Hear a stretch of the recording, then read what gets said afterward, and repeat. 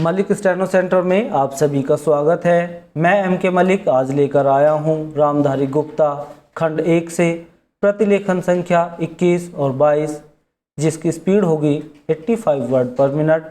Dictation start होगी ठीक 5 second बाद। Ready, start.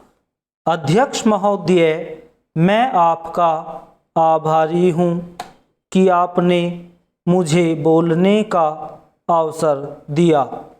इस देश के वर्तमान भारी संकट के समय में और विशेष रूप से उस समय जबकि हम लड़ाई से अभी निवृत्त हुए हैं और आकाश में लड़ाई के बादल दूसरी तरफ से आने शुरू हुए हैं।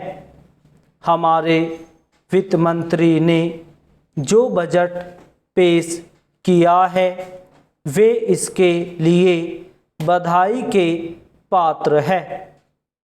यद्यपि भिन्न भिन्न पहलुओं को लेकर आलोचनाएं की गई है, लेकिन यदि उनकी कठिनाइयों को भी देखा होता कि राष्ट्र को किन किन संकटों का सामना करना पड़ रहा है, इस बात पर अभी अगर मेरे से पहले बोलने वाले वक्ताओं ने विचार किया होता तो मेरा विश्वास है कि उनकी आलोचनाओं का आधार कुछ दूसरा होता।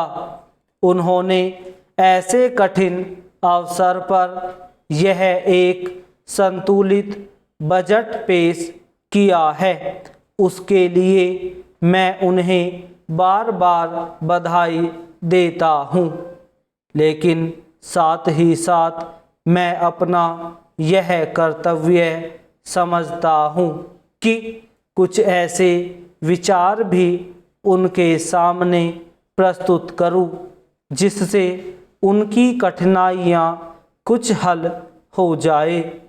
उदाहरण के रूप में विगत 2 वर्षों में लेखा जोखा कमेटी में बैठने के समय मुझे ऐसा अनुभव हुआ है कि इस देश में 2-3 इस प्रकार की त्रुटियां मौजूद हैं जिनको दूर करने के लिए, जिनकी जांच करने के लिए यदि कोई एक कमेटी या आयोग बिठा दिया जाए तो राष्ट्र को, राष्ट्र की सरकार को, राष्ट्र के विकास कार्यों को और राष्ट्र की रक्षा व्यवस्था करने के लिए करोड़ों नहीं अरबों की व्यवस्था फौरन हो सकती है। केवल प्रशासन को जागरूक होकर कुछ कदम उठाने की आवश्यकता है। अभी कुछ छिपे हुए धन का जिक्र किया गया। सरकार ने भी समय समय पर ऐसा आभास दिया है कि इस देश में लगभग 30,000 करोड़ रुपए का छिपा धन मौजूद है। स्वयं मैं समझ नहीं पाता हूँ कि जब सरकार ऐसा अनुभव करती है तो इसकी व्यवस्था करने में उसको दिक्कत क्या आ रही है। ऐसा मालूम होता है कि कहीं इच्छा शक्ति की कमी है। भारत की इस सरकार ने अपनी शक्ति का ठीक से उपयोग करके उस दुश्मन के दांत खट्टे किए जिसके की ऊपर विश्व की शक्तिशाली और इंग्लैंड जैसी शक्तियों का अटूट सहारा था और जिसको कि उन्होंने हमारे विरुद्ध उकसाकर खड़ा किया था और अपना पूर्ण सहयोग दिया था। अध्यक्ष महोदय, मानव संसाधन विकास मंत्रालय की मांगों के संबंध में बोलने के लिए मैं खड़ा हुआ हूँ। शिक्षा की पद्धति के बारे में, उसमें परिवर्तन लाने के बारे में, इस क्षेत्र में हमें जो असफलता हाथ लगी है उसके बारे में अभी मेरे मित्र ने बहुत कुछ कहा है। दुर्भाग्य की बात यह है कि देश में सभी लोग यह मानते हैं कि शिक्षा में प्रगति नहीं हुई है। शिक्षा पद्धति में आमूलचूल परिवर्तन नहीं हुए हैं, लेकिन फिर भी इस दिशा में कुछ किया नहीं जाता। ऐसा प्रतीत होता है कि इस विषय में कुछ भी करने की स्थिति में हम नहीं रहे हैं। स्थिति ज्यों की त्यों चली आ रही है। इतना होने पर भी शिक्षा की मद पर होने वाला जो खर्च है और उसके लिए धनराशि आवंटित की गई है वह भी बहुत थोड़ी है। लेकिन उस पर न जाकर मैं आपका ध्यान इस ओर दिलाना चाहता हूँ कि मर्ज बढ़ता ही गया, ज्यों ज्यों दवा की वाली कहावत ही आज चरितार्थ हो रही है।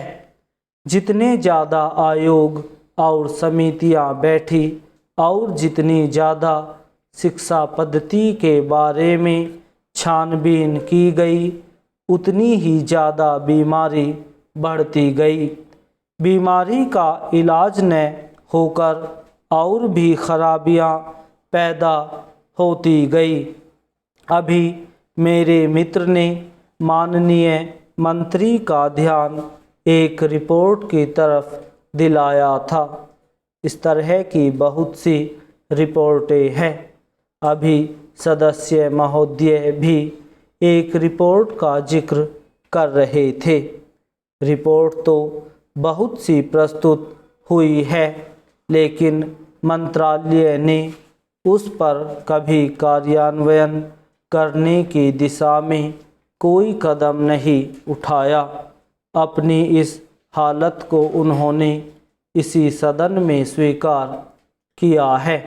अपनी व्यवस्था को उन्होंने स्वयं यहाँ प्रकट किया है।